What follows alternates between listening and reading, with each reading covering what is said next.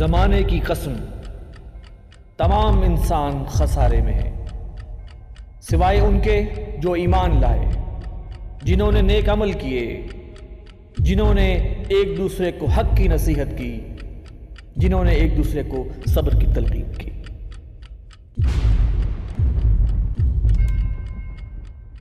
اعوذ باللہ من الشیطان الرجیم، بسم اللہ الرحمن الرحیم۔ وَمِنْهُمْ مَنْ عَاهَدَ اللَّهَ لَئِنْ آتَانَا مِنْ فَضْلِهِ لَنَصَّدَّقَنَّ وَلَنَكُونَنَّ مِنَ الصَّالِحِينَ فَلَمَّا آتَاهُمْ مِنْ فَضْلِهِ بَخِلُوا بِهِ وَتَوَلَّوْا وَهُمْ مُعْرِضُونَ فَأَعْقَبَهُمْ نِفَاقًا فِي قُلُوبِهِمْ إِلَى يَوْمِ يَلْقَوْنَهُ بِمَا أَخْلَفُوا اللَّهَ مَا وَعَدُوهُ وَبِمَا كَانُوا يَكْذِبُونَ۔ صدق اللہ العظیم۔ محترم ناظرین، زمانہ گواہ ہے کہ پروگرام میں خوش آمدید، اور آج ہمارا جو موضوع ہے وہ نظریہ پاکستان، بلکہ اس سے بڑھ کر کیا پاکستان اسلام کے نام پر بنا تھا۔ جو آیات میں نے آپ کے سامنے تلاوت کی ہیں ان کو ترجمہ پیش کیے دیتا ہوں، اور اس ترجمے کو سنتے ہوئے آپ ذہن میں رکھیے تحریک پاکستان اور پاکستان کے بننے کے واقعات کو۔ وَمِنْهُمْ مَنْ عَاهَدَ اللَّهَ، اور لوگوں میں سے ایسے بھی ہیں جنہوں نے اللہ سے وعدہ کیا، لَئِنْ آتَانَا مِنْ فَضْلِهِ، کہ اگر تو ہمیں اپنے فضل میں سے عطا کرے گا، لَنَصَّدَّقَنَّ، تو ہم صدقہ کریں گے، وَلَنَكُونَنَّ مِنَ الصَّالِحِينَ، اور ہم نیکوکار ہو جائیں گے۔ فَلَمَّا آتَاهُم مِّن فَضْلِهِ، اور جب اللہ نے ان کو اپنے فضل میں سے نواز دیا، بخلوا بِهِ، تو انہوں نے اس فضل کے ساتھ بخل سے کام لیا، وَتَوَلَّوْا، اور روگردانی کی، وَهُم مُعْرِضُونَ، اور وہ منہ موڑنے والے تھے۔ فَأَعْقَبَهُمْ نِفَاقًا فِي قُلُوبِهِمْ، تو اللہ نے سزا کے طور پر ان کے دل میں نفاق ڈال دیا، اِلَى يَوْمِ يَلْقَوْنَهُ، اور یہ نفاق اس وقت تک رہے گا جب تک کہ وہ اللہ سے ملاقات کر لیں گے، بسبب اس وعدہ خلافی کے جو انہوں نے اللہ سے کی تھی۔ ناظرین، پاکستان اسلام کے نام پر بنا، پاکستان کا مطلب کیا، لا الہ الا اللہ، مسلم ہے تو مسلم لیگ میاں، یہ سب نعرے ہسٹری میں موجود ہیں، لگائے گئے، لیکن آج کچھ دانشور اور ان کے کچھ پیروکار اور ان کے کچھ بہی خواہ چینلز اس بات کو پھیلا رہے ہیں کہ شاید پاکستان اسلام کے نام پر نہیں بنا تھا۔ آج کے پروگرام میں خصوصی طور پر تشریف لائے ہیں جناب اوریہ مقبول جان صاحب، کسی تعارف کے محتاج نہیں ہیں، اور جناب ایوب بیگ مرزا صاحب، ناظم نشر و اشاعت تنظیم اسلامی۔ میرا پہلا سوال اوریہ مقبول جان صاحب آپ سے یہ ہے کہ کیا واقعی پاکستان اسلام کے نام پر بنا تھا، اور کیا اس وقت یہ بات لوگوں کے ذہن میں تھی کہ جب ہم پاکستان بنا لیں گے یا پاکستان بن جائے گا تو اس میں اسلامی نظام نافذ ہوگا؟ دیکھیے، پاکستان کے قیام سے پہلے اگر 200-300 سال کی تاریخ کا مطالعہ کریں تو آپ پاکستان کی حیات ترکیبی کا بہت آسانی سے جائزہ لے سکتے ہیں۔ پاکستان اس 200 سال کی 300 سال کی علمی اور سیاسی، معاشرتی اور معاشی تہذیب کے بالکل الٹ ایک چیز تخلیق ہوئی ہے۔ اچھا، 200-300 سال سے یورپ کی یونیورسٹیوں میں جب احیاء علوم ہوا ہے، رینیساں ہوا ہے، تو یورپ کی یونیورسٹیوں میں کچھ علوم پڑھائے جاتے رہے جن کو سوشل سائنسز کہا جاتا ہے، جن میں پولیٹیکل سائنس ہے، جس میں سوشیولوجی ہے، سماجیات ہے، سیاسیات ہے، اور بشریات جس میں انتھروپولوجی کہا جاتا ہے۔ ان لوگوں نے ایک علم کی بنیاد فراہم کی پوری دنیا کو، جس کے 2 بنیادی نکات تھے۔ پہلا نقطہ یہ تھا کہ یہ دنیا جو ہے اس کے اندر اقوام جو ہیں وہ 4 بنیادی چیزوں سے بنتی ہیں، علاقے سے بنتی ہیں، رنگ سے بنتی ہیں، نسل سے بنتی ہیں، اور زبان سے بنتی ہیں۔ یہ چاروں کے علاوہ کوئی اور راستہ کسی قوم کو تخلیق کرنے کا نہیں ہے۔ ٹھیک۔ دوسرا نقطہ یہ تھا جس کی بنیاد پر پھر پوری دنیا کے اندر انقلابات پیدا ہوئے کہ مذہب کا ریاست کے ساتھ کوئی تعلق نہیں۔ یہ دونوں کی بنیاد پہ بڑے بڑے اسکالرز پیدا ہوئے، معاشریات کے بھی، سماجیات کے بھی، بشریات کے بھی۔ روسو کا نام آتا ہے، والٹیئر کا نام آتا ہے، اور بہت ہابلاک کا نام آتا ہے، جنہوں نے کہا کہ یہ پورے کا پورا معاشرہ ایک سوشل کانٹریکٹ ہے، عمرانی معاہدہ ہے جس کی بنیاد پہ انسان جو چاہے کر سکتا ہے۔ 3-4 نظریے ایسے ہیں جن کی بنیاد پہ انہوں نے یہ کام شروع کیا۔ تو سب سے پہلا یہ کام ہوا کہ انہوں نے رنگ، نسل اور زبان کی بنیاد پر علاقوں کو تقسیم کرنا چاہا۔ ٹھیک۔ اور دوسرا یہ تھا سیکولر انقلابات شروع ہو گئے 1905 تک آتے آتے فرینچ ریولوشن سے لے کے پورے یورپ کا پورا علاقہ، ایون برِ صغیر پاک و ہند بھی ایک سیکولر حکومت تھی، یہ سارے کا سارا ایک سیکولر ریاستوں میں تقسیم ہو گیا، اور کہا گیا کہ چونکہ مذہب لڑاتا ہے اس لیے مذہب کو ہم نکال دیں۔ اس کے بعد 2 جنگیں لڑیں انہوں نے، 15 کروڑ بندہ مارا، پوری انسانی تاریخ میں اتنے لوگ نہیں مارے مذہب نے، کسی اور چیز نے بھی نہیں مارے، طاعون نے نہیں مارے، بیماری نے نہیں مارے، جتنے 2 جنگوں نے جو کہ رنگ، نسل، زبان اور علاقے کی بنیاد پہ ہوئی تھی۔ پہلی جنگ عظیم جب ختم ہوئی ہے تو پہلے جنگ عظیم کے بعد خلافت عثمانیہ جو ہے وہ ان کے قبضے میں آ گیا، وہ پورا علاقہ، کچھ حصہ مسلمانوں کا انگریز کے پاس تھا اور کچھ حصہ جو ہے فرینچ، انگریز اور یہ ساروں نے مل کے۔ اس کے بعد ایک تنظیم بنی تھی جسے لیگ آف نیشنز کہتے ہیں، اس لیگ آف نیشنز کے اندر انہوں نے کہا کہ ہم دنیا کو رنگ، نسل، زبان اور علاقے کی بنیاد پہ تقسیم کریں گے۔ 1920 میں پاسپورٹ کا ڈیزائن جو ہے وہاں پیش کیا گیا، 1924 میں ویزا ریگولیشنز آئیں اور 1926 میں بارڈر سیکورٹی فورسز بن گئیں، اور یہ پوری دنیا جو ہے اس ایک چڑیا گھر کی طرح ہو گئی۔ یہ مصریوں کا پنجرہ ہے، یہ ایرانیوں کا پنجرہ ہے، یہ عراقیوں کا پنجرہ ہے، یہ فرانسیسیوں کا پنجرہ ہے، یہ بیلجیم۔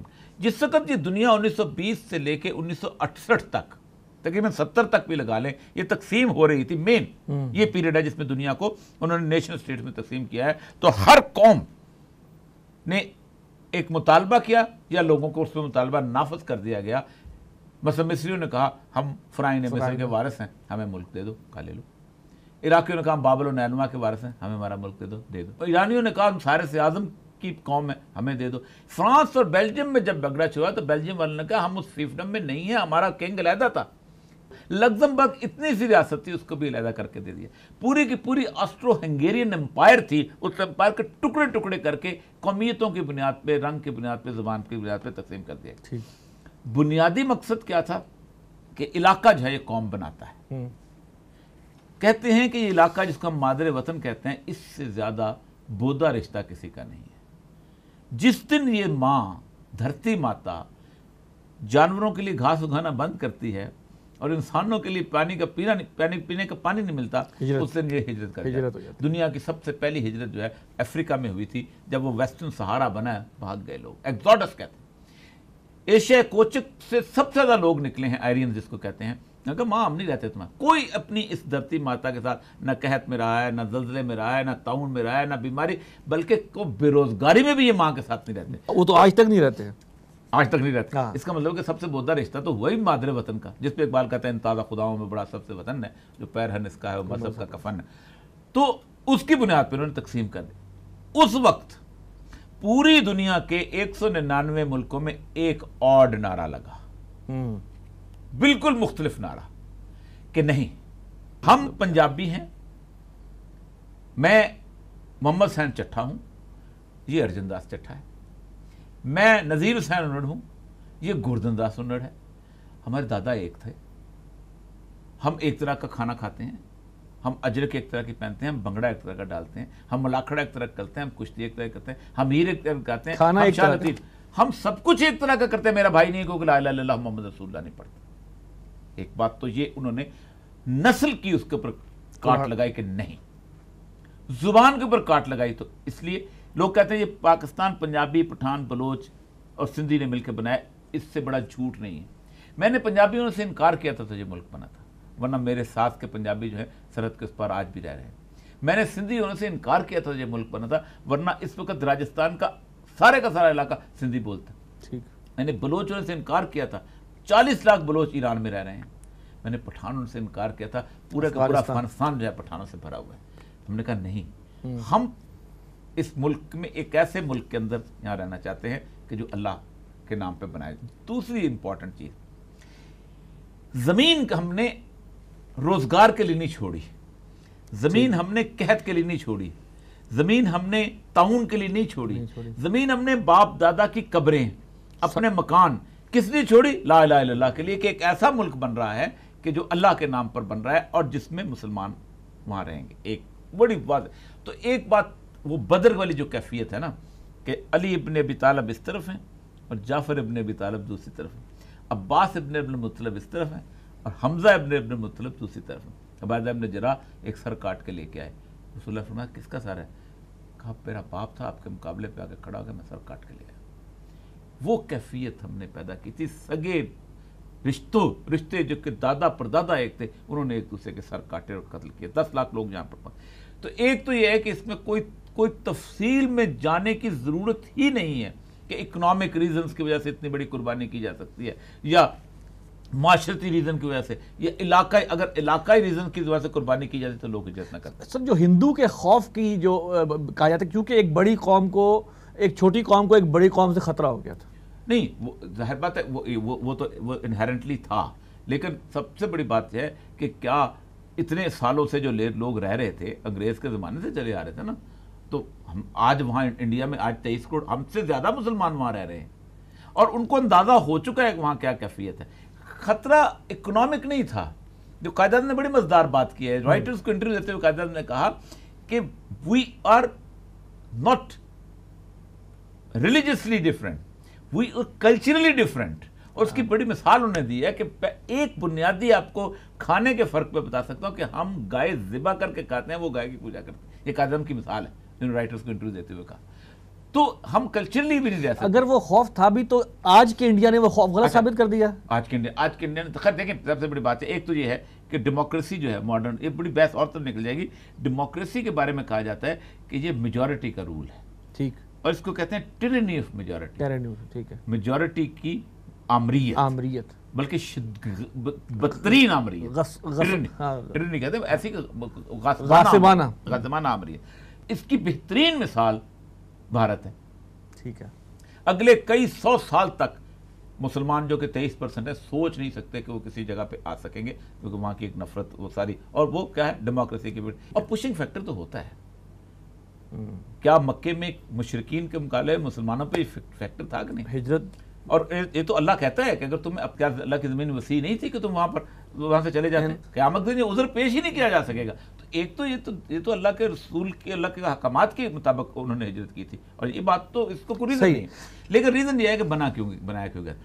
کیا اس وقت یہ کلیئر تھی بات کہ جب پاکستان، کیونکہ ایک ایلیمنٹ تھا ہندو کا خوف، لیکن دوسرا نعرے جو تھے وہ اسلام کے تھے، کیا اس وقت ان کے ذہن میں تھا کہ جب ہم آزاد ہو جائیں گے ہندو کے اس تسلط سے تو ہم باقاعدہ اسلامی نظام نافذ کریں گے؟ پہلی بات تو یہ ہے کہ مسلم لیگ کی پوری باڈی آف سپیچز آپ نکال لیں اور علامہ اقبال کو نکال لیں، خطبہ الہ آباد سے شروع ہو جائے، صرف ایک سپیچ ڈھونڈ ڈھانڈ کے نکلتی ہے، وہ 11 اگست کی. اب ظاہر بات ہے آپ نے کوئی تقریر کی ہو، میں آپ سے پوچھوں گا بھائی اس کا کیا مطلب، میں امتیاز عالم سے یا عاصمہ جہانگیر سے تو نہیں پوچھوں گا. قائد اعظم کو جب 11 اگست کی تقریر ہوئی تو یہاں لوگوں نے اٹھا لیا، کیونکہ ہمیں ورثے میں 3 چیزیں ملی تھیں. ہمیں ورثے میں ایک سیکولر بیوروکریسی ملی تھی، ہمیں ورثے میں ایک سیکولر فوج ملی تھی، ہمیں ورثے میں ایک سیکولر پولیٹیکل ایلیٹ ملی تھی. یہ تینوں نہیں چاہتے تھے.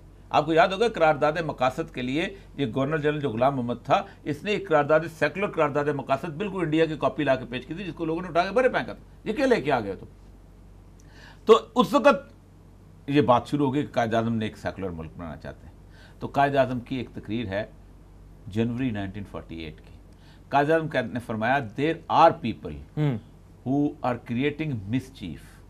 کچھ لوگ ہیں کہ جو شرارت کر رہے ہیں کہ دیٹ وی ول ابنڈن شریعہ لا، کہ ہم شریعہ لا پر عمل نہیں کریں گے. Sharia law is as applicable today as it was 1300 years ago. Sharia law, شریعت کا قانون آج بھی اسی طرح نافذ العمل ہے جیسے 1300 سال پہلے. اس سے زیادہ کلیئر بات نہیں ہو سکتی. اس کے علاوہ سپیچز بھری ہوئی ہیں بات. اچھا، عموماً اکثر یہ کہا جاتا ہے کہ جناب قائد اعظم کے اپنے 6 فٹ کے اوپر اسلام نافذ نہیں تھا تو باقی چیزوں پہ کیا نافذ تھا. مسئلہ سارا یہ ہے کہ 6 فٹ کے اسلام میں کیا لباس سے کسی بندے کا نظریہ دیکھا جاتا ہے؟ اگر اسلام کے لباس کو تو یہ شلوار قمیض تو سنت نبوی میں شامل ہی نہیں ہے. ان کا ایماندار ہونا، ان کا سچا ہونا، یہ تمام کوالٹیز اسلامی کی ہیں. جس شخص کے نظریے کی بنیاد پر ایک ملک تقسیم ہوا، جس شخص کے نظریے کی بنیاد پر 10 لاکھ لوگوں نے جانیں دی، جس شخص کے نظریے کی بنیاد پر لوگوں نے اپنا گھر بار چھوڑا، وہ سیکولر ہو سکتا ہے؟ امپوسیبل. یعنی مجھے بڑی حیرت ہوتی ہے جب اس کہتے ہیں کہ صرف قائد اعظم چونکہ ایک سگار پیتا ہے، اور قائد اعظم چونکہ Quaid Azam right from the core of his heart ایک مسلمان تھا. اور میں حیران ہوتا ہوں ان کی جو باتیں کرتے ہیں. سب سے بڑی بات جو قائد اعظم کے میں نے ایک بڑی تفصیل سے اس پہ بہت زیادہ روشنی بھی ڈالی ہے. تمام جتنے بھی محکمے ہیں قائد اعظم کو انگریز سے ورثے میں ملے. قائد اعظم کو اریگیشن ورثے میں ملا, ایجوکیشن ورثے میں ملا, ریلوے ورثے میں ملا, ٹھیک, اس کے بعد پوسٹل سروس ورثے میں ملی. کوئی ایک محکمہ نہیں جو قائد اعظم نے خود بنایا. ٹھیک ہے. ایک محکمہ ایسا ہے کہ جو قائد اعظم نے اپنی زندگی میں پہلے مہینے میں بنایا. اچھا. اس کا نام تھا department of Islamic reconstruction. Islamic reconstruction کا محکمہ بنایا, اور تعمیر نو. اور اس کے سربراہ انہوں نے لگایا تھا محمد اسد. محمد اسد بیسیکلی ویانا کے رہنے والے تھے, ایک یہودی گھرانے میں پیدا, اور یہودی ربائی کے گھر میں پیدا ہوئے. اور ربائی جو تھا وہ ان کو یہودی بنانا چاہتا تھا, ربائی بنانا چاہتا تھا, دادا تھا ان کا جو. تو ان کو شوق تھا کہ میں جرنلسٹ بنوں. تو یہ جرنلسٹ بنتے ہوئے جرمنی پہنچ کے, اور وہاں جا کے انہوں نے ایک دو انٹرویو ایسے کیے, بہت پاپولر ہو گئے. تو ان کو انہوں نے مڈل ایسٹ پوسٹ کر دیا. نیا اس وقت فلسطین میں یہودی آباد کاری ہو رہی تھی. تو وہاں پر فرائڈ جو تھا اس کا ایک نیفیو, وہ بھی وہاں پر پہنچا ہوا تھا, کہ جو سائیکو انالیسس کرتا ہے, دونوں اکٹھے رہنے لگے.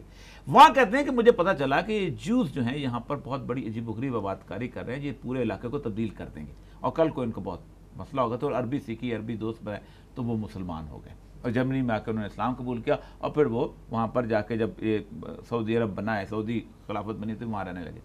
وہاں پر کہتے ہیں قرآن کا مطالعہ کرتے ہوئے مجھے یہ احساس ہوا کہ پرومسڈ لینڈ جو مسلمانوں کی فتن کے دور میں ہے, وہ سعودی عرب نہیں ہے, وہ برصغیر پاک و ہند ہے. تو وہ پاکستان آ گئے. پاکستان جب آئے تو وہ علامہ اقبال سے ملے, کیونکہ علامہ اقبال کے بارے میں ان کا پڑھا ہوا. تو علامہ اقبال کے بارے میں انہوں نے بات کی, تو علامہ اقبال نے ان کو کہا کہ آپ یہ پوچھا انہوں نے کہ رسول اکرم صلی اللہ علیہ وسلم جو ہیں ان کی سنت کو ہم کیسے زندہ کر سکتے ہیں. تو انہوں نے کہا کہ ان کی عربی تم جانتے ہو, ان کی احادیث موجود ہیں, تم ان کا ترجمہ شروع کرو. تو نیاز علی صاحب کو, ڈاکٹر نیاز علی نہیں, چودھری نیاز علی پٹھان کوٹ میں, جنہوں نے مولانا مودودی کو بھی جگہ دی تھی, ان کے پاس بھیجا علامہ اقبال کے, وہ بہت مداح تھے, ان کو کوئی جگہ لے دو. تو انہوں نے پٹھان کوٹ میں ان کو وہاں جگہ دی, اور ساتھ انہوں نے شملہ میں گھر لے کے دیا. کہ تو وہاں انہوں نے ترجمہ شروع کیا. اتنے میں سیکنڈ ورلڈ وار شروع ہو گئی. جب سیکنڈ ورلڈ وار شروع ہوئی ہے تو ان کو جرمن جاسوس سمجھ کے گرفتار کر لیا گیا. وہاں پر کہتے ہیں کہ کچھ مسلمان جو تھے وہ قیدی مجھے پاس ملے کہ تم کیسا جرمن ہے کہ تم نماز پڑھتا ہے, روزہ رکھتا ہے, ہم تمہیں نکال کے یہاں سے لے جاتے ہیں, یہ تار تو لگی ہوئی ہے, تو تم اپنے بہن بھائیوں کے پاس چلے جاؤ. تو اس نے کہا تم مجھے اس سرزمین سے دور لے کے جانا چاہتے ہو کہ جس سرزمین پر اللہ تبارک و تعالیٰ کے رسول کی بشارتیں موجود. 5 سال اس شخص نے جیل کاٹی ہے, اور جیل کے بعد جو وہ رہا ہوئے ہیں تو انہوں نے ایک رسالہ نکالا ہے, عرفات. اب دیکھیں یہ عرفات جو رسالہ ہے, یہ ہے, یہ میرے سامنے اگر آپ کو دکھائیں تو میں آپ کو یہ رسالہ, ٹھیک, اس عرفات رسالے کے لیے edited by Muhammad Asad, director of Islamic reconstruction, government of the West Punjab. یہ گورنمنٹ کا رسالہ ہے, ٹھیک. اس کے ساتھ انہوں نے یہ بنایا اسلامک ریکنسٹرکشن, اس کا بھی یہ ویسٹ پنجاب کا. اس کے اندر انہوں نے ایمز اینڈ آبجیکٹ 4 ذمہ داریاں قائد اعظم نے ان کو دی. اسی مہینے میں, جس مہینے میں پاکستان بنا, اسی مہینے میں پہلا کام یہ ہوا. 4 ذمہ داریاں قائد اعظم نے ان کو دی. نمبر 1, مسلمانوں کے لیے, پاکستان کے لیے اسلامک ایجوکیشن سسٹم بنایا جائے. Number 2, Islamic economic system design کیا جائے. Number 3, Islamic welfare system design کیا جائے. اور نمبر 4, قائد اعظم نے ان کو یہ ذمہ داری دی کہ اسلام کے دستوری اساس کا خاکہ بنایا جائے. اسلامی نظام, اس کے علاوہ اور کیا. اور وہ جو ان کا انٹرو ہے, میں حیران ہوتا ہوں. وہ کہتے ہیں کہ the ultimate aim of the department is to help our country to reconstruct its life on Islamic lines, and therefore it has been named Department of Islamic Reconstruction.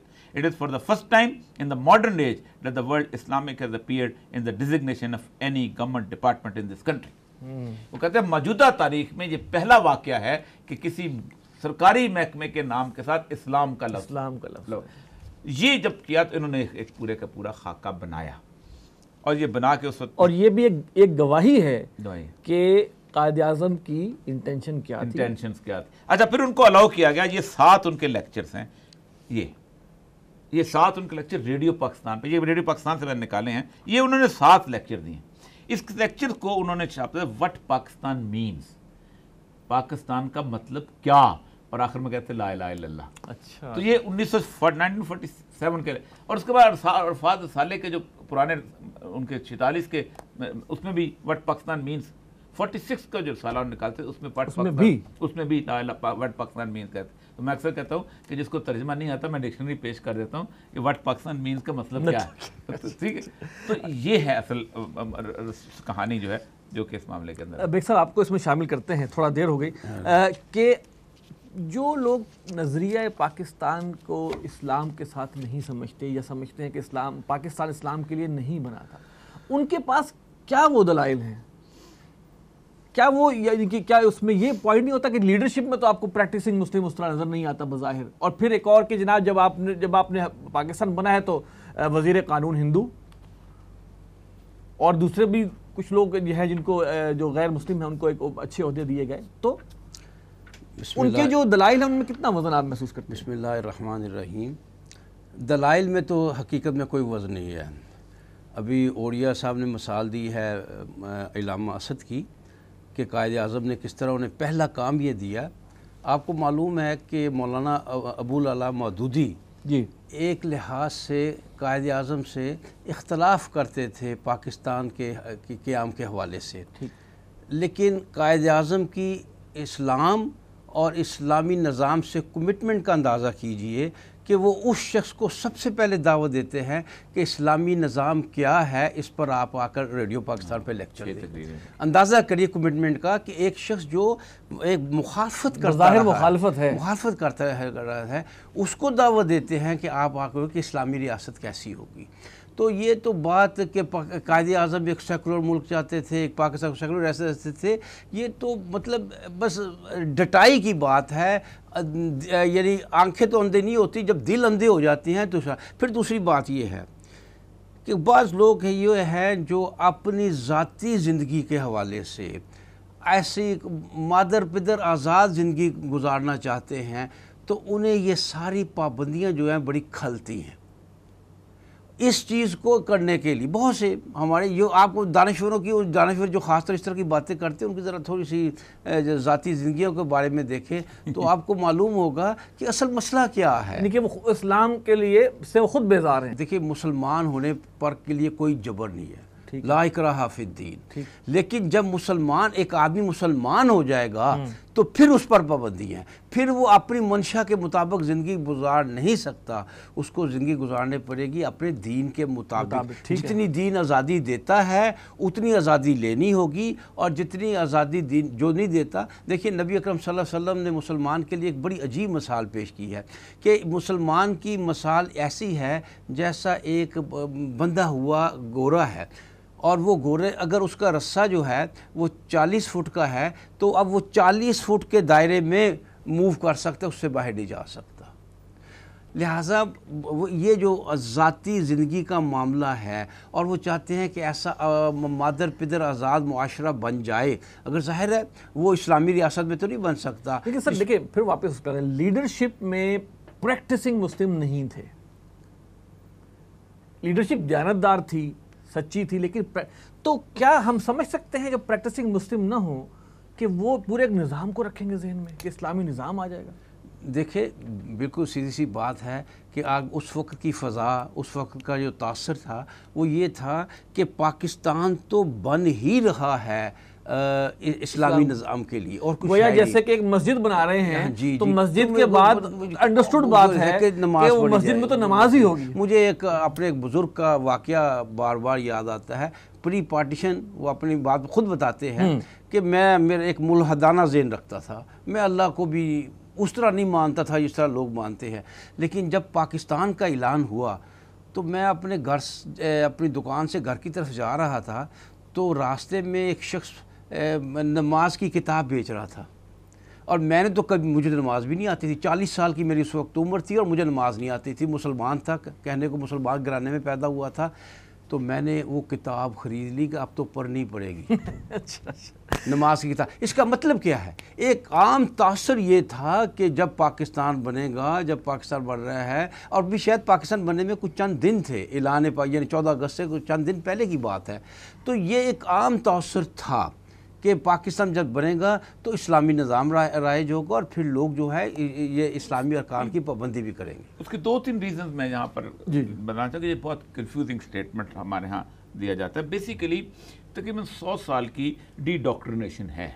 اچھا, ڈی ڈاکٹرینیشن میں ایک چیز یہ ہوئی تھی کہ ہمارے आमाल के अंदर एक ऐसी कौम पैदा हो गई थी कि जो मोहब्बत करती थी इस्लाम से, रसूल अकरम सल्लल्लाहु अलैहि वसल्लम से, लेकिन चूंकि माहौल इस तरह का उसका वेस्टर्नाइज हो चुका हुआ था कि उसके अमाल ऐसे नहीं थे। अच्छा। आप खुद सोचें ना, हाँ।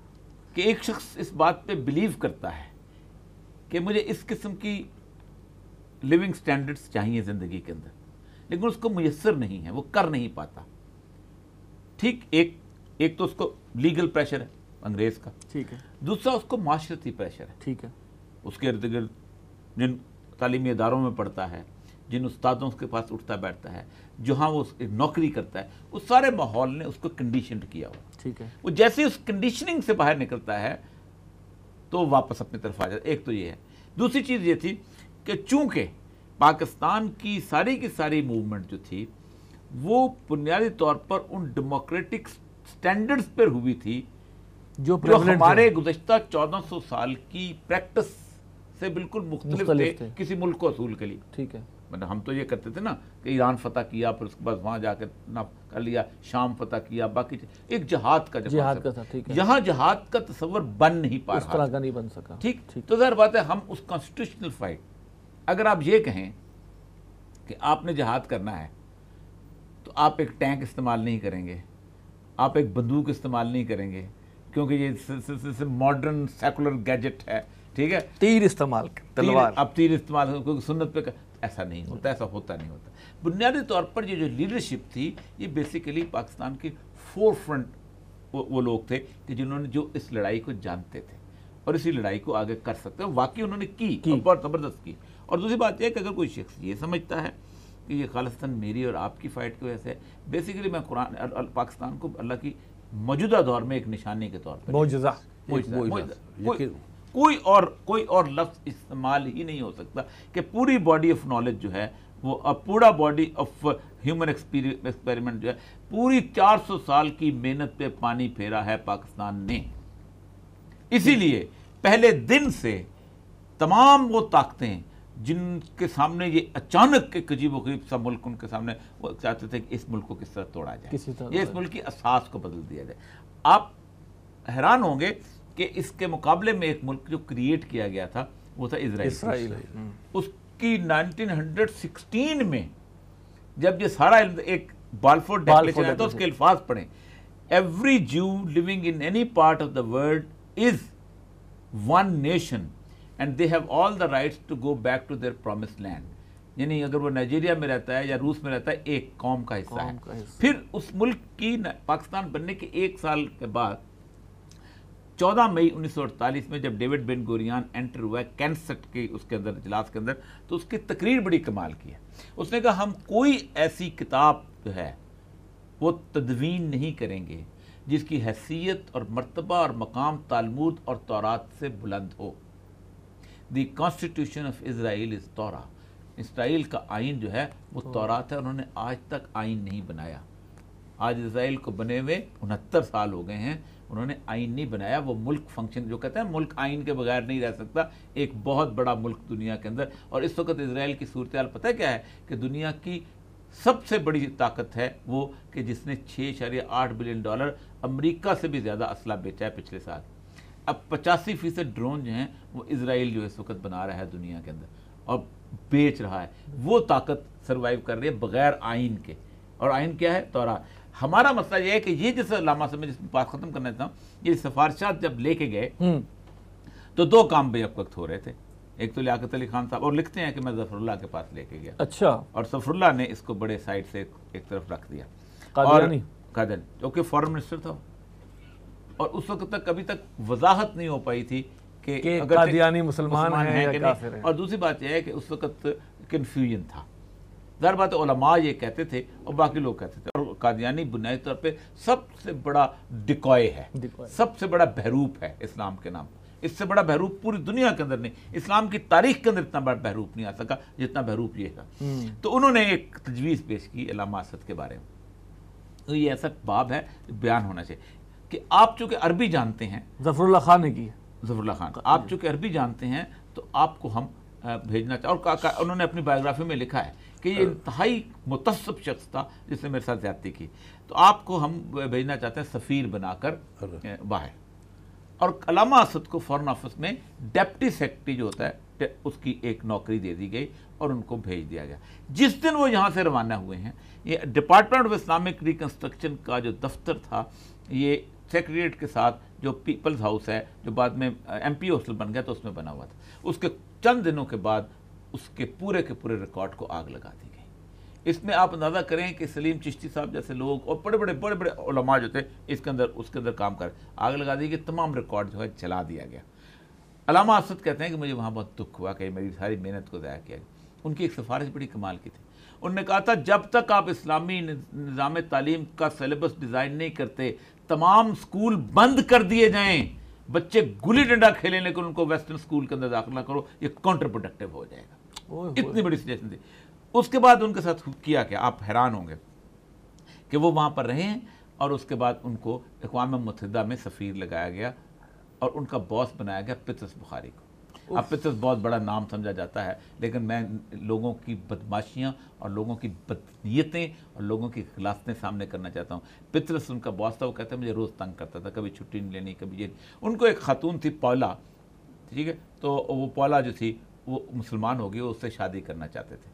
تو شادی کرنے کے لیے انہوں نے کہا کہ تم فارن آفس سے تمہیں پرمیشن. علامہ اسد جیسا آدمی, یہ وہ شخص ہے کہ جس کو سفیر بنایا گیا تھا تو اس نے کہا تھا میں انگریز کے پاسپورٹ پہ سفر نہیں کروں گا, مجھے پاکستان کا پاسپورٹ جاری کیا جائے. پہلا پاسپورٹ علامہ اسد کو پاکستان کا جاری کیا گیا ہے. جو بندہ اس حد تک غیرت مند تھا, سارے وزیر سارے لوگ جو تھے, even Liaquat Ali Khan British passport پہ سفر کرتا تھا, علامہ اسد نے کہا مجھے پاکستان کا پاسپورٹ دیا ہے. یہ وہ شخص ہے پہلے پاکستانی جس کا ہونے کا اعزاز ہے پاسپورٹ کے حساب سے. اس بندے کو انہوں نے درخواست ایسے کھڈے لائن لگایا. سنیں آگے فقرہ سنیں. پطرس نے کہا تم اس کے ساتھ ایک استعفیٰ بھی لکھ کے دو, کیونکہ اگر تمہیں پرمیشن نہ ملی تو پھر خود تمہیں نوکری سے جانا پڑے گا کیونکہ تم شادی کر چکے ہوئے. علامہ اسد کہتے ہیں کہ میں نے وہ لکھ کے بھیجا. فارن آفس کے ریکارڈ میں ہے کہ علامہ اسد کو شادی کرنے کی اجازت نہیں دی گئی اور ان کو آٹومیٹیکلی استعفیٰ جب منظور ہو گیا وہ وہاں سے چلے گئے. غرناطہ میں وہاں آئے, غرناطہ میں تھے تو ضیاء الحق کے زمانے میں ان کو دوبارہ بلایا گیا یہاں ایک اسلامک کانفرنس کرنے کے لیے. علامہ اسد کے فکرے ہیں, ایک یونیورسٹی کے وائس چانسلر کو اس کا انچارج بنایا گیا. علامہ اسد میں اس کے ساتھ کام کرنے کو تیار ہوں. کہتے ہیں کہ یہاں جب آیا تو مجھے پتہ چلا کہ یہ ایک فراڈ ہے, یہ دین نافذ کرنا نہیں چاہتے, یہ کانفرنس کر کے اس ملک کے اوپر اپنا غلبہ قائم رکھنا چاہتے ہیں, اور جس بندے کو لگایا گیا اس کی یہ کرپشن ہے کہ جو یہاں سے پیسے کھا رہا ہے. وہ بندہ جو ہے صرف 15-20 دن 1 مہینہ رہا اور پاکستان سے چلا گیا اور وہاں جا کے دفن ہوا. یہ ہے اس ملک کے ساتھ جو ہم نے کیا ہے, اس ملک کے محسنوں کے ساتھ. اب اگر کوئی شخص, اچھا دوسری چیز جو میں امپورٹنٹ بتانا چاہتا ہوں, دوسرا محکمہ جو قائد اعظم نے قائم کیا ہے وہ قائد اعظم کا محکمہ ہے اسٹیٹ بینک آف پاکستان. آخری تقریر ہے مرحوم کی اور وہ تقریر سننے والی 1 جولائی 1948. اس کے بعد قائد اعظم جو ہیں وہ وہاں سے چلے گئے. آپ کہتے ہیں I shall watch with keenness the work of your research organization in evolving banking practices compatible with Islamic ideas of social and economic life. کہ میں ذاتی طور پہ دیکھوں گا کہ تم جس کا نظام بنا رہے ہو, تمہاری ریسرچ آرگنائزیشن, وہ اسلام کی معاشی اور معاشرتی زندگی کے مطابق ہے کہ نہیں. بات یہاں ختم نہیں ہوتی سر, کیا آپ کہیں پھر کہتے ہیں قائد اعظم ویسٹرنائز تھا.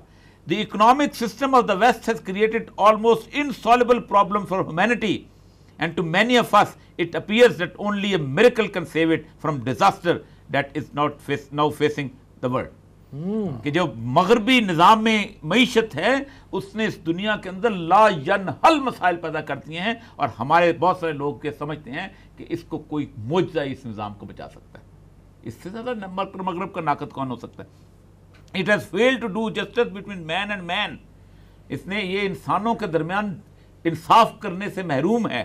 And to eradicate friction from the international field.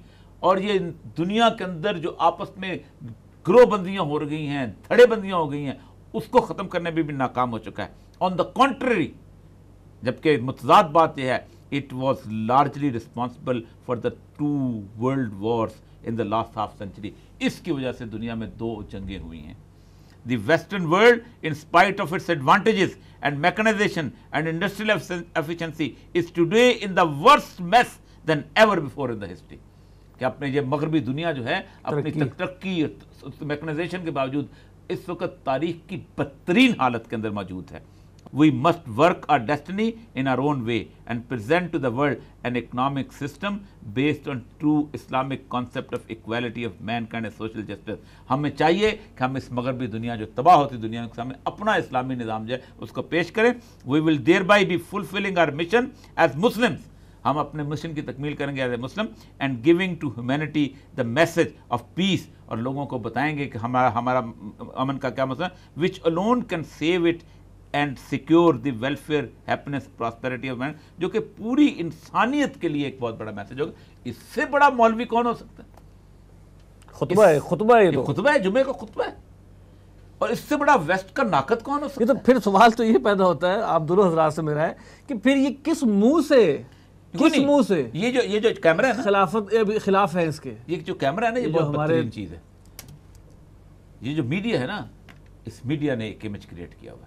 Us media کے 4 بھونکے ہیں جو کھڑے ہو کے بات کرتے ہیں اور قائد اعظم کے ساتھ اس طرح کا مذاق اور کھلواڑ کرتے ہیں. جو شخص اتنا بڑا ناقد, جیسے ہمارے ہاں آج بھی بہت سارے لیڈر ہیں ویسٹرن ڈیموکریسی کی بات بھی کرتے ہیں, اسلام کی بات بھی کرتے ہیں. ایسا قائد اعظم نے صاف کہا کہ ویسٹرن سویلائزیشن جو ہے اپنی برنک آف ڈیزاسٹر پہ کھڑی ہوئی ہے, تباہ حالی کی طرف کھڑی ہوئی ہے. اس کو کوئی معجزہ ہی بچا سکتا ہے. ہمیں اس کے مقابلے میں اپنا نظام اسلامی لے کے آنا چاہیے تاکہ ہم دنیا کو بتا سکیں کہ یہ ہے نظام جس کے ساتھ انسانیت کی فلاح ممکن ہے. یعنی want to become a model. اور آپ اندازہ کریں جو قائد اعظم کا خطبہ ہے الہ آباد کا, علامہ اقبال کا, اس میں انہوں نے کہا ہے کہ ہم ایک ایسا نظام پیش کر سکیں گے جو ہمارے اوپر سے ملوکیت کی صدیوں پرانا جو ختم کر دیں گے اور دنیا کو بتا سکیں گے کہ ہمارا نظام جو کتنا بہترین. تو اصل مسئلہ یہ ہے کہ پاکستان کو پہلے دن سے 3 لوگوں نے تباہ کیا ہے, 3 گروہوں نے تباہ کیا. طرح کے لوگوں. نمبر 1 پاکستان کی فوج, یعنی 1970 کے بعد 77 کے بعد ضیاء الحق نے شراب کی بوتل کی جگہ روح افزا ڈالی تھی وہاں پر, جو ٹوسٹ کرتے تھے. اور اس کے بعد اور آپ کو حیران ہوں گے کہ وہ جو ان میں سے پیتا نہیں تھا اس کو باقاعدہ وہ کلچرائز کرتے تھے, باقاعدہ اس کے ریگنگ کی جاتی تھی کہ تم کیسا آدمی جو شراب نہیں پیتا. وہ سارے کے سارے ایتھکس, سارے کے سارے ملٹری, کیونکہ ان کو وہ اپنی صدیوں سے ٹریڈیشن وہاں سے لیتے تھے. یہ تمہاری کب سے یونٹ بنی ہے؟ یہ میری فوج, it was raised in 1871, it was raised in 1797. میرا جناب 2FF جو ہے وہ ٹیپو سلطان سے لڑی تھی, میرا جناب 1 پنجاب جو ہے وہ اس سے لڑی تھی, میں نے میسور فتح کیا تھا, میں نے جناب بنگال فتح کیا تھا. آج بھی ٹریڈیشن بلوچ ہے, پنجاب. تو ان کے ہاں یہ تصور ہی نہیں تھا. پاکستان کی فوج جو ہے ایک نیشن ہوڈ پہ بیس کرتی ہوئی فوج تھی, اسلامک پرنسپل پہ نہیں تھی. ضیاء الحق نے اس کو تبدیل کیا. اب صورتحال یہ ہے کہ پاکستان کی فوج جو ہے نا, اس کے لیے راستہ نہیں ہے کوئی اس ملک میں, اور راستہ ہم نے پیدا کیا, اللہ نے پیدا کیا, ہندو کو ہماری مخالفت میں بنا کے. دوسری پاکستان کی بیوروکریسی سیکولر کمپلیٹلی آج تک سیکولر ہے, آج تک سیکولر ایتھک, کیونکہ اس کو بھی انہوں نے تبدیل کرنے کی. اور تیسری تھی پولیٹیکل ایلیٹ, وہ کسی نہ کسی حد تک اسلام کا نام تو لیتی تھی لیکن سیکولر تھی. نون ہیں, ٹمانے ہیں, انگریز کے ساتھ کلبوں میں جانے والے, ایچ کالج کے پڑھے ہوئے, جم خانہ میں بیٹھنے والے, پنجاب کلب میں بیٹھنے والے, رائڈنگ کرنے والے, جاگیردار سر, سارے جاگیردار. اور وہ سارے وہ لوگ تھے کہ جنہوں نے 80 روپے لے کے, 30 روپے لے کے, 12 روپے لے کے مسلمان قتل کیے ہیں.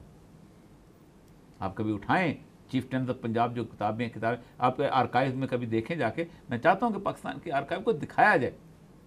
کوئی ایک بڑا لیڈر ایسا نہیں ہے کہ جس کے دادا یا پردادا نے, کوئی ایک پیر ایسا نہیں ہے, مشائخ نہیں ہے کہ جو 1857 کے اندر یہاں سے بھرتی کر کے لوگوں کو لے کے نہ گیا ہو اور اس نے وہاں جا کے لڑا نہ ہو.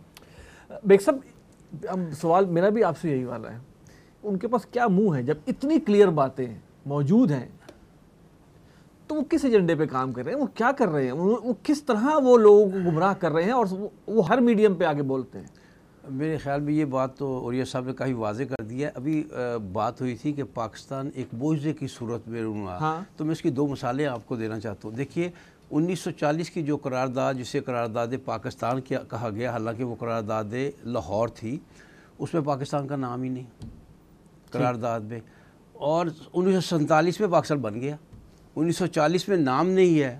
اور ایک کیپٹن مشن بھی آ گیا. 1937 میں بدترین شکست ہوئی مسلم لیگ کو, اور 46 میں جو ہے وہ نہیں بیچ میں کیبنٹ مشن آ گیا, کیبنٹ مشن پلان آ گیا, اس میں تو مان لیا تھا کہ نہیں ہم بیچ میں رہ لیں گے. ہاں وہ سمجھ لیجیے وہ بھی قدرت کی طرف سے ہوا کہ پنڈت نہرو کے منہ سے جملہ نکل گیا, قائد اعظم نے اس کو پک کر لیا اور کیبنٹ مشن سے ہمیں نجات حاصل ہو گئی. واقعی یہ معجزہ ہے, ایک اور واقعی ایونٹ ایسے ہوئے معجزے کے حوالے سے میں ایک اور بات بتاؤں.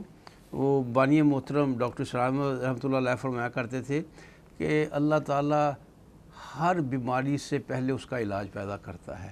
لِكُلِّ دَاءٍ دَوَاءٌ. پاکستان اسرائیل سے 9 ماہ پہلے پیدا ہوا تھا, یعنی اسرائیل جو بصیت بیماری دنیا میں آیا اس کا علاج پاکستان اس سے چند ماہ پہلے اس دنیا میں آ گیا. Illegitimate child of the West. Quaid Azam کا فکر ہے. کوئی جرت نہیں کر سکتا تھا یہودیوں کے بارے میں اس طرح کی بات کرنی. قائد اعظم کی ملاقات جو ہے اس سے امین الحسینی سے ملاقات ہے. آپ سوچ سکتے ہیں کہ ایک ایسا آدمی جو کہ ویسٹرنائز ہو اور وہ سے ملے گا, مفتی اعظم سے آگے مفتی اعظم سے آگے ملے فلسطین کے. کیا بات. یہ یکم جولائی کی یہ تقریر بھی قائد اعظم کی پڑھ کے سنائی ہے عریہ صاحب نے. مطلب اس کے بعد کوئی بات رہتی ہے سوائے ڈیٹائی کی. ایک تقریر رہ گئی نا ان کے ہاتھ میں. نہیں وہ تقریر بھی اس کا میں بتایا نا, قائد اعظم نے خود ایکسپلین کیا ہے. وہ بعد میں نا کہ کچھ لوگ شرنگیزی پھیلا رہے ہیں. 25 اگست کا ایک اور تقریر میں آپ کو بتاؤں, میں نے اس کے اوپر کنفیوژن ہے. میں جب آرکائیو میں تھا میں نے پورا کالم بھی لکھا تھا, بڑا شور شر سے مچا تھا. قائد اعظم کی تقریر کے بارے میں ایک بہت بڑا جھوٹ گھڑا گیا ہے 11 اگست کی اسپیچ کے بارے میں. ایک بندہ ہے ضمیر نیازی صاحب, جن کو کہتے ہیں بہت بڑا پریس اینڈ چینج جن کی انہوں نے بات کی. انہوں نے ان کا ایک واقعہ نوٹ کرتے ہیں کہ قائد اعظم, اور جو بیوروکریسی کے بارے میں مجھے اس لیے یقین نہیں آ رہا تھا کہ بیوروکریسی یہ حرکت کرے گی, کہ قائد اعظم نے جب یہ ایک سیکولر قسم کی تقریر جو ہے کر دی تو اگلے دن بیوروکریسی نے روک لیا. میں نے کہا بیوروکریسی جو ہے اتنی اسلام کی وفادار ہو گئی. ڈان کے ایڈیٹر جو تھے الطاف حسین صاحب, یہ قائد اعظم کے پاس چلے گئے اور انہوں نے کہا کہ میں اس کو 11 اگست کی تقریر ہے, ٹھیک, کہ میں اس کو بتائیں ورنہ میں کل شائع کر دوں. تو قائد اعظم نے پھر ان کو کہا سیکٹری انفارمیشن کو کہ اس کو شائع کرنے دو. ڈان 16 اگست کو شائع ہوا ہے پہلا پیپر. تقریر 11 اگست کا, تمہارے باپ کا ڈان وہاں پر موجود تھا 12 اگست کو. ایک اس کے بعد اسمبلی کی کارروائی میں یہ تقریر شامل ہے. اسمبلی کی کارروائی جو ہے وہ آپ اندازہ کریں کہ قائد اعظم کے انتقال کے 3 ماہ بعد چھپی ہے.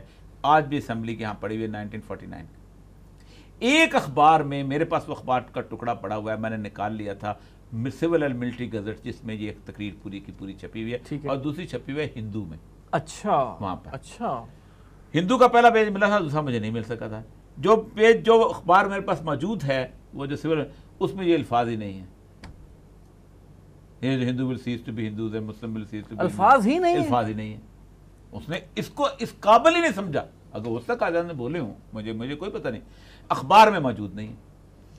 اس کی ریکارڈنگ جو تھی ریڈیو پاکستان کی موجود تھی, پاکستان میں نہیں, انڈیا میں موجود تھی, کہ ریڈیو پاکستان کا ہیڈ کوارٹر دلی تھا اس وقت. دلی سے واش کیوں کی گئی؟ دلی میں صلاح الدین ایوبی بیٹھا ہوا تھا, دلی میں کوئی ڈاکٹر اسرار بیٹھا ہوا تھا کہ اس نے واش کرنی تھی, تاکہ اس کو یہ ایک 11 اگست کی اسپیچ بھی بہت بڑی سازش ہے. اس پہ میں تحقیق کر رہا ہوں, اللہ مجھے توفیق دے, میں اس مقام کہ یہ اس کو کس حد تک توڑا گیا ہے. اس کی 2 مثال تحریف ہوئی. میں تحریف کی ایک مثال دیتا ہوں. ایک خاتون ہے سلینا کریم, اس نے ایک کتاب لکھی ہے سیکولر جناح, بڑی کمال کتاب, پاکستان. ہاں, اس کے والد تھے فضل کریم فضلی. میں اپنے والد کو جب سنتی تھی کہ قائد اعظم اسلام کے بارے میں ہوا ہے, تو اس نے کہا کہ بنایا گیا, تو میں اکثر اوقات ان کی تقریریں سنتی تھی, میں حیران رہتا. اس نے کہا کہ جو منیر رپورٹ کے اندر ایک جگہ قائد اعظم کے کچھ الفاظ جو ہیں وہ لکھے گئے جو انہوں نے رائٹرز کو انٹرویو دیا تھا, اور ویسٹرن ڈیموکریسی سیکولر الفاظ تھے. تو مجھے بڑی حیرانی ہوئی. تو میں انگلینڈ میں تھی, پڑھ رہی, تو میں رائٹرز کے دفتر میں گئی اور میں نے جا کے وہ اوریجنل ٹرانسکرپٹ نکالا اور وہ ٹیپ سنی. تو 3 لائنیں بدلی ہیں. پاکستان کے پہلے چیف جسٹس نے جھوٹ بولا ہے اس کے اندر. اتنا بددیانت چیف جسٹس پاکستان کا, اور اس کو ہم کہتے ہیں کہ منیر رپورٹ بڑی امپورٹنٹ چیز ہے. قائد اعظم کی تقریر کو غلط پیش کیا ہے اس کے اندر, اور اس کی کتاب ہے سیکولر جناح, کمال کی کتاب ہے. میں سمجھتا ہوں انگریزی میں لکھی گئی ہے, کچھ شخص اللہ تعالیٰ کو بندہ ہو جس کو اردو میں اس کو ترجمہ کرے اور اس کو چھاپے اس کتاب کو. جس کا حوالہ لے کے وہ کھڑے, وہ بھی تحریف شدہ ہے, تحریف شدہ, اور اس میں غالب امکان یہ ہے کہ یہ الفاظ ہے ہی نہیں یہ تو 11 اگست کے بارے میں تو کسی کے پاس کوئی ثبوت نہیں ہے نا. ہم تو کہتے ہیں 11 اگست کی قاسم کی آڈیو دکھا دو, ہمارے پاس تو یہ آڈیو موجود ہے 1 جولائی. کیسے ہو سکتا ہے کہ 8-9 مہینے تک کوئی بندہ اتنا تبدیل ہو گیا کہ ویسٹرن تھاٹ کی بجائے یہاں آ گیا؟ یعنی یوں لگتا ہے قائد اعظم صبح 11 اگست کو 9 بجے پیدا ہوئے تھے, 12 بجے تقریر کی اور 4 بجے فوت ہو گئے. مطلب اور تو قائد اعظم کی زندگی ہے ہی نہیں, 11 اگست کی تقریر کرنے آئے تھے دنیا میں. چیف جسٹس منیر صاحب بھی نظریہ ضرورت کی عدلیہ میں جی لیکن چیف جسٹس ایک جھوٹا آدمی بھائی. جس پاکستان کا چیف جسٹس جھوٹ بول رہا ہو, جس پاکستان کا چیف جسٹس تعریف کر رہا ہو, جس پاکستان کی عدلیہ کا سب سے بڑا نام جو ہے وہ جھوٹ بولنے والا ہو, اور جس کی منیر رپورٹ کے اوپر آج تک بکواس کرتے ہیں یہ لوگ کہ, اور سب سے بڑی آپ حیران کریں اتنا جھوٹا آدمی 22 نکات آ چکے ہیں اور وہ کہتا ہے کہ اس کی ڈیفینیشن کے اوپر متفق ہی نہیں کہ اپنا مسلمان کون ہے. اس کا جواب بڑا مزدار دیا تھا اس کی رپورٹ کے سامنے. آئی تھنک میں خیال تعالیٰ شاہ بخاری تھے. اس نے کہا مسلمان کی ڈیفینیشن میں پتہ ہو نا, ہمیں کافر کی ڈیفینیشن آتی ہے. سر یہ اب اس میں کنکلوژن کی طرف آتے ہیں. یہ چیز تو اسٹیبلش ہو گئی کہ یہ چیز پاکستان کیوں بنا تھا, اور ان کے ذہن میں, قائد اعظم کے ذہن میں کلیئر صورتحال تھی, اور جو ان کی تقاریر سے 100 کے قریب تقاریر کے کوٹیشنز ہیں جن سے یہ واضح ہوتا ہے. اللہ کرے کہ وہ چیزیں بھی سامنے آئیں. سر آج جو ایک ہوا باندھ دی گئی ہے اور جو ایک چیز مسلسل پھیلائی, آج بھی اب 14 اگست کو سڑکوں پہ آپ دیکھیں وہ آپ کو نظر آئیں گے غیر مسلم جو بھی مشاہیر ہیں ہمارے, ان کے کہ جناب یہ انہوں نے یہ کیا, پاکستان کے لیے یہ کیا, اور 11 اگست کا دن یوم اقلیت کے طور پہ منایا جاتا ہے. نظریہ پاکستان اور پاکستان اسلام کے نام پر بنا تھا, اس بات کو عام کرنے کے لیے آپ کیا سٹیپس پوری دنیا میں بڑی کڑوی گولی ہے, میں بات کرنا چاہوں گا, کڑوی بات میں کروں گا انشاءاللہ, کرنی چاہیے مجھے. پوری دنیا کی تمام ریاستوں کے اندر 2 طرح کی قومیتیں اور 2 طرح کی نیشنلٹی ہوتی ہیں. ایک بیسک نیشنلز اور ایک نیچرلائزڈ یا بنائے گئے نیشنل. اچھا, دونوں کے حقوق میں زمین آسمان کا فرق تو ہو نہ ہو, تھوڑا سا فرق ضرور ہوتا ہے. مثلا امریکہ کا جو بورن نیشنل ہے وہ امریکن صدر بن سکتا ہے, امریکہ کا جو نیشنلائزڈ وہ نہیں بن سکتا. ہینری کسنجر جو ہے وہ امریکہ میں پیدا نہیں ہوا تھا, باوجود کہ اتنا بڑا آدمی تھا, وہ نہیں بن سکتا. ٹھیک. Democratic state, head of the state برطانیہ کا چرچ آف انگلینڈ کا سربراہ ہوگا تو بنے گا, کرسچن بن سکتا ہے. ایک مسلمان بور بھی ہو تو نہیں بنا, 2 طرح کی نیشنلٹی. ٹھیک. ایکویلٹی نہیں ہے. اسلامک اسٹیٹ کے اندر بھی ایکویلٹی نہیں ہے. کیوں ایکویلٹی نہیں ہے؟ کہ آپ کی اسٹیٹ ایک نظریات کی بنیاد پہ بنی ہے. ایک کمیونسٹ اسٹیٹ کے اندر ایک شخص جو کہ کمیونسٹ نظریہ کا مخالف ہے وہ وہاں پر نیشنل نہیں ہو سکتا. ٹھیک, ہم بنیادی طور پر ہم سمجھتے ہیں ایکول. او بھائی اگر کہیں اور میں آج امریکہ میں جا کے رہتا ہوں, نیشنل ہو جاتا ہوں, کیا میں امریکن پریزیڈنٹ بن سکتا ہوں؟ نہیں بن سکتا. اس کا مطلب میرے حقوق دوسرے درجے کے شہری کے کمتر ہیں. ٹھیک, لیکن اسلام کمال کی بات ہے کہ اسلام جو ہے وہ جب ذمی کو حق دیتا ہے تو اس کا حق جو ہے اس کے حقوق جو ہے وہ بنا دیتا ہے زیادہ, ذمہ داریاں کم کر دیتا ہے. میں بدر سے زیادہ کوئی مطلب نہتے ہونے کی علامت تھی, 2 گھوڑے 6 زرہیں 8 شمشیریں. ٹھیک, اور بدر کے اندر آپ صلی اللہ علیہ وسلم جو تھے وہ جا رہے تھے, اور سب سے بڑی بات دیکھیں توکل کی. یہ کیا کسی صحابی نے کہا یا رسول اللہ مروانے لے جا رہے ہو, وہ دیکھو 1000 لوگ ہیں, ہمارے پاس ہے کیا؟ 2 نصارہ کے لوگ آئے ہیں آپ کے پاس, تاریخ میں ملتا ہے, حدیث کی کتاب, جنہوں نے کہا ہمارے پاس اسلحہ بھی ہے, ہمارے پاس یہ بھی ہے, ہم آپ کے ساتھ جانا چاہتے ہیں. رسول اکرم نے کہا نہیں, ہم تمہاری حفاظت کے لیے, ہم ریاست کے لوگ ہیں, تم بیٹھو, نہ تمہارے اسلحے کی ضرورت ہے اور نہ تمہارے اس کی ضرورت ہے فردی طاقت کی. اسلام یہ ہے. تو پاکستان کی ریاست کا بنیادی خاکہ یہ تھا. مسئلہ پتہ کیا ہے, ہم اسلامی ریاست کو ناپنا شروع ہو جاتے ہیں ویسٹرن ماڈرنائزڈ سیکولر ریاست کے حساب سے. یہ اس کھانچے میں فٹ ہی نہیں ہوتی. 199 ممالک کا اگر کھانچہ بیس لائن جو ہے وہ اگر چکور ہے تو ہم گول ہیں, وہ اگر گول ہیں تو ہم چکور ہیں. یہ ہے بیسک مسئلہ. بیگ صاحب اس میں آپ اس حوالے سے رائے دیجیے کہ کیا وہ ذرائع اختیار کیے جائیں کہ ہم لوگوں تک یہ بات پہنچائیں, ایجوکیٹ کریں قوم کو کہ بھائی اصل بات یہ تھی, کیونکہ ہوا باندھ دی گئی ہے. اور آپ دیکھیں کہ کتنے میکنائز انداز سے 11 اگست والی تقریر کو مینیپولیٹ کیا. کس طرح علامہ اسد کو اٹھا کر بھیجا گیا، کس طرح ان کو سائیڈ لائن کیا گیا، کس طرح آگ لگی، ایک پوری اسے کہتے ہیں نا کیمپین چل رہی ہے جو آج اس وقت اس طرح بڑھ چکی ہے کہ جو لوگوں کو سکھائی جا رہی ہے مختلف طریقے سے.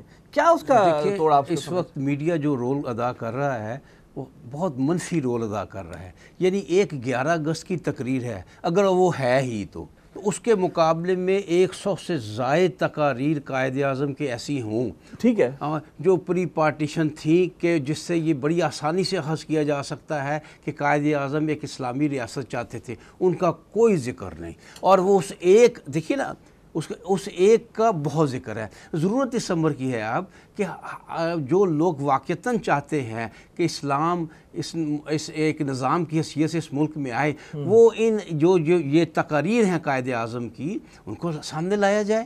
پھر یہ پاکستان بننے کے 13 ماہ میں 14 جی میں ایک اور عرض کرنا چاہتا ہوں. جی یہ ایک عجیب و غریب سا مخمصہ ہے جس میں پاکستان کے مسلمانوں کو قائد اعظم پہ روک دیا گیا ہے.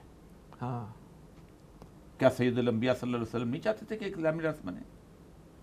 کیا تمام صحابہ کرام نہیں چاہتے؟ کیا قیامت کے دن اللہ تبارک و تعالیٰ ہم سے یہ پوچھے گا کہ تم نے قائد اعظم کے اصولوں کے مطابق، اگرچہ کہ قائد اعظم بھی چاہتے تھے لیکن یہ روک دیا گیا ہے جان بوجھ کے. یہ بھی اسی سازش کا حصہ ہے. یہ بھی سچ یہ جو شروع جو ابھی 70 سال بجائے اس کے قائد اعظم کو رسول اللہ صلی اللہ علیہ وسلم کی کنٹینیوٹی میں گنا جاتا، ہم قائد اعظم سے پیچھے جاتے نہیں. مطلب مثال ہی یہ دیتے ہیں نا کہ یہ ریاست کیونکہ قائد اعظم اس کا فاؤنڈر ہے اور اس کے یہ نظریات ہیں، تو قائد اعظم کے وہ نظریات جن سے بڑی آسانی سے غصب کیا جا سکتا ہے وہ اسلامی ریاست ان کو عام کیا جائے ان میڈیا کے مقابلے اس میں کاوش اوریہ صاحب تو کر رہے ہیں کہ جو ان کا ایک ہلکا اثر ہے اس میں تو خیر بحیثیت مسلمان میرا یہ عقیدہ ہونا چاہیے کہ ریاست اللہ تبارک و تعالیٰ نے تخلیق کی ہے اور اللہ نے قائد اعظم کو توفیق دی کہ وہ تخلیق کرے. اللہ قائد اعظم کے علاوہ کسی اور کو بھی یہ توفیق دے سکتا ہے. یہ عقیدہ قائم ہونا چاہیے. اور اگر پاکستان اسلام کے نام پر بنا ہے تو اس کی ترقی اور اس کی بقا کی ضمانت بھی اسی صورت میں دی جا سکتی ہے کہ یہاں پر اسلامی نظام. بالکل. اور یہ مقبول جان صاحب آپ کا تشریف آنے کا بہت شکریہ. ایوب بیگ صاحب آپ کا بہت شکریہ. ناظرین یہ تھا ہمارا پروگرام نظریہ پاکستان کے حوالے سے، اور اس میں بہت ساری باتیں ابھی ہیں جو کہی جانی چاہیے، اور اللہ کرے کہ ایسے مواقع آئیں کہ ہم اس پر مزید بات کر سکیں. پروگرام کے بارے میں اپنی رائے ضرور دیجیے گا. ہمارا ای میل ایڈریس ہے media@tanzeem.org. پروگرام ختم کرنے سے پہلے صرف ایک شعر کا ایک حصہ پڑھتا ہوں علامہ اقبال کے کہ اسلام تیرا دیس ہے تو مصطفی ہے. اگلے پروگرام تک کے لیے اجازت دیجیے. السلام علیکم ورحمۃ اللہ وبرکاتہ.